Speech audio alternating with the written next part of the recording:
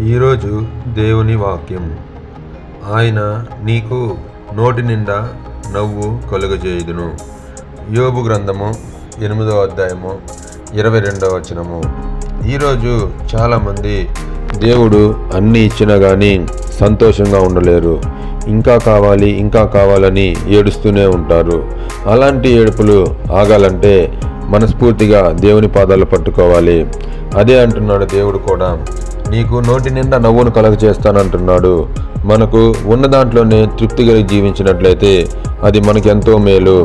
దయచేసి ఈరోజు దుఃఖపడి వారందరూ ధన్యులుగా మారి సంతోషంగా ఆనందంగా దేవుని యందు ఉన్నట్లయితే దేవుడు మనకు ఏది కావాలో ఎప్పుడు ఇవ్వాలో ఖచ్చితంగా ఇస్తాడు.